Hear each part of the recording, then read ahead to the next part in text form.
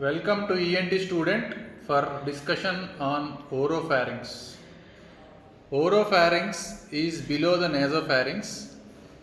Oropharynx has got components like soft palate, tonsillar fossa, tongue base, and posterior pharyngeal wall.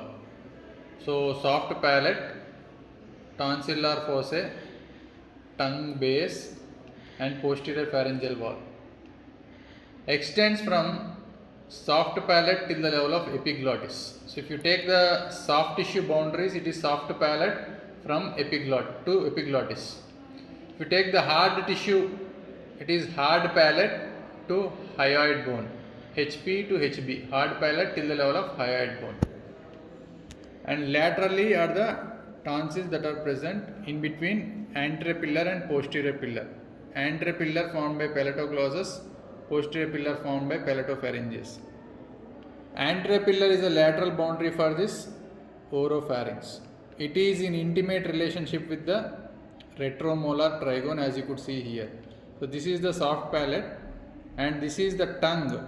Posterior 1/3 of the tongue forms the base of the tongue, which forms the anterior part of this oropharynx.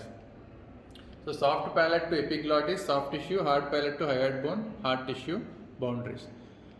The most important component being the Waldeyer's ring, that is the lymphoid structures that are present in and around the oropharynx.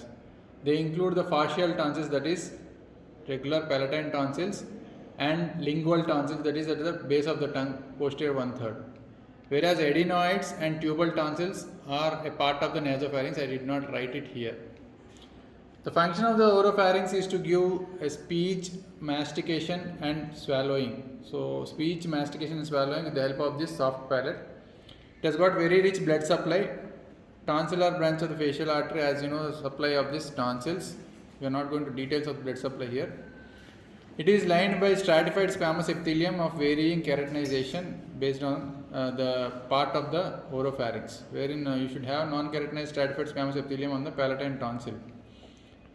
Soft palate has got a lot of minor salivary glands, for which there will be a formation of minor salivary gland tumors. If you take the boundaries as it is or parts of it as it is, so anterior wall of the soft palate, you should have the base of the tongue posterior to the foramen cecum, whatever is there from the anterior 2/3 posterior 1/3 junction, foramen cecum, base of the tongue from posterior to the foramen cecum. It also includes the vallecula on either side, vallecula on this side and this side.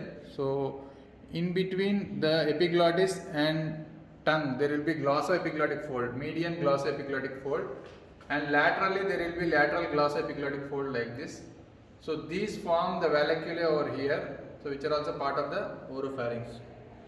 Next is the lingual surface of the epiglottis. So the epiglottis faces anteriorly and posteriorly. Anterior one is the lingual surface, posterior one faces the laryngeal surface. So lingual surface of the epiglottis belongs to the oropharynx. So in this we have opposed the bony landmarks also in the same diagram so that we can understand the levels, but normally we cannot see the hyoid bone through the tongue like this. Next is the lingual surface of the epiglottis, as we have seen, and it is bounded inferiorly by the pharyngoepiglottic fold, whereas pharyngoepiglottic fold is the distinction between the oropharynx and the hypopharynx.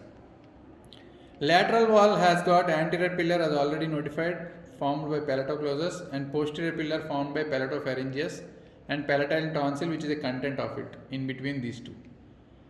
And roof is formed by the soft palate. Of course, soft palate is a demarcation between the nasopharynx and oropharynx. So oral surface of the soft palate belongs to oropharynx, nasal surface of the soft palate belongs to nasopharynx, as it is seen. It forms the floor of the nasopharynx. Posterior wall, if you take, you are seeing from the side. So posterior wall extends from bony landmarks is hard palate to hyoid bone, HP to HB, wherein if you take it from front to back, the lining are mucosa, pharyngobasilar fascia, and two muscles like superior constrictor and middle constrictor muscles of the pharynx, that is muscular layer, and followed by buccopharyngeal fascia, and followed by prevertebral fascia, and followed by C2 and C3. The C2 and C3, that is cervical second and cervical third, form the posterior boundary of this oropharynx, whereas C1 is for nasopharynx and C4, C5, C6 is for hypopharynx, as we know that. And the tongue base is also which is formed chiefly by the genioglossus muscle, of which you have to remember the lower fibers of there are different fibers, upper, middle and lower. The lower fibers of the genioglossus, they are attached to the body of the hyoid bone. So they also form this particular one of the part of this oropharynx, that is they lie in front of the oropharynx, and this tongue base, it leads to vallecula. So tongue base leads to vallecula. This vallecula, they form the roof of the pre-epiglottic space. Vallecula, they form the roof of the pre-epiglottic space, which we are going to discuss, of course, pre-epiglottic space superiorly by hyoepiglottic ligament. That is all a separate discussion. We will do it in another video. So thank you for watching oropharynx video in ENT student. So which says that different regions of soft palate, tonsillar fossa, tongue base and posterior pharyngeal wall. Thank you very much.